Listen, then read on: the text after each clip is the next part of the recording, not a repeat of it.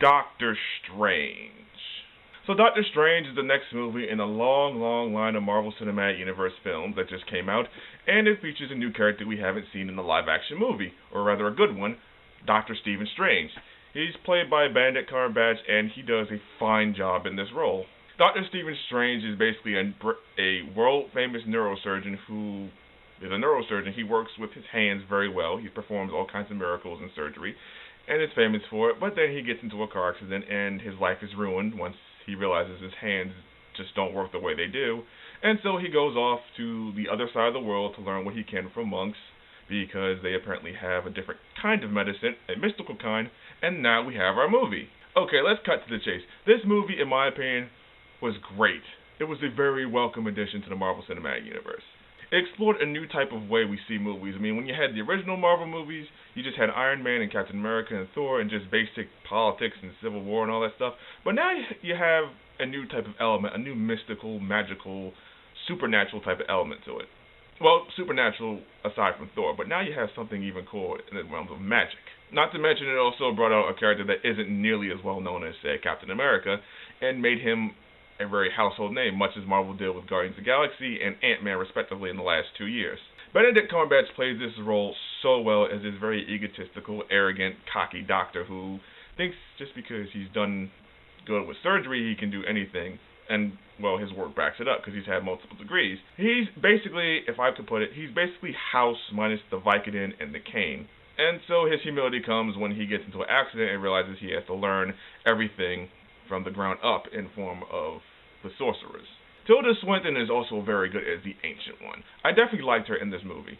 There is a bit of controversy going on regarding the ethnicity and that she's not being played by a Tibetan character, and I can definitely understand that, but given the fact that she actually did very good in this role, I will let it slide. Benedict Wong and Chiwetel Ejiofor, I hope I'm pronouncing his name right, they also did very well in their roles as Wong and Baron Mordo, or just Mordo respectively. And there's a lot set up between them. There's just some good chemistry, there's some good one-liners. That's another thing about this film. It had some pretty humorous moments. Not all of them landed, but the ones that did were pretty funny.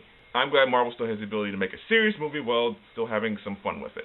Rachel McAdams was the love interest, kind of, sort of, in the movie, but they did a good job of keeping her in and out of the movie without just shoving her to the side altogether. Mads Mikkelsen played the character of Caecilius, and he was the villain, and he was a pretty decent villain, but he wasn't 100% fleshed, and I'll touch on that a little more in my spoiler review. Overall, the characters were likable, but let's get right down to one thing I want to talk about seriously, the visuals. The visuals and special effects in this movie were absolutely breathtaking and stunning. They're immensely terrific. I'm actually quite jealous of them. They should win an award for this. If you've seen the trailer, it looks like a mix between Inception and The Matrix. Yeah, I know other people have said this is Inception, but I'm saying it too because that's just the first thing my mind goes to once you've seen the movie. But the way everything is just like shifting in and out and turning around and like moving like a Rubik's Cube or a kaleidoscope, it looks fantastic. And there's one sequence in the middle of the film that was just particularly awesome.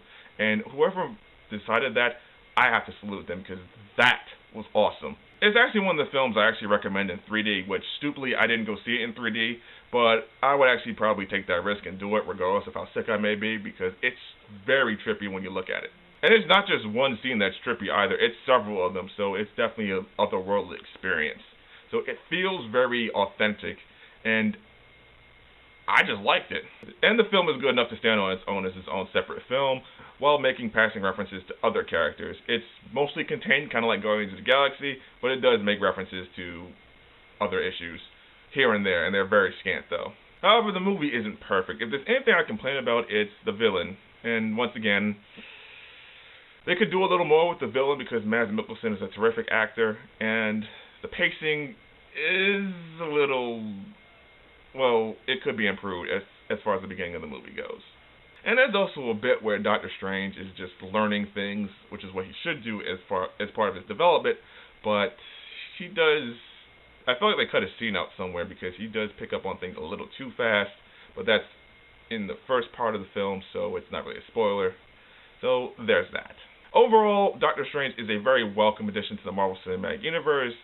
It's good to see that Marvel always keeps pushing out good quality films, and they can take very obscure characters, well, not really obscure, but lesser known characters, and make a good film about them with good actors in it.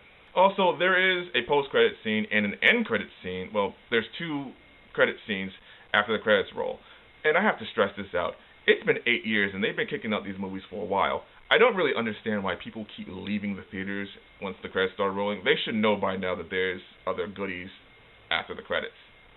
But there are two end credit scenes in this movie, both of which tie into future events, and I'll talk about those in my spoiler review. But right now, I will definitely say this is a good movie, something worth seeing, and I would say this is a gold ribbon movie.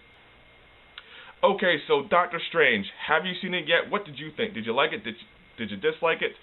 What was your favorite part of the movie? Whatever you think, leave me a comment below and tell me how you feel. Also, don't forget to check out my Twitter at AsteroidMike. Don't forget to check out my blog. Please don't forget to subscribe to my channel if you want to see more. You can click on the link below or wait till the next slide.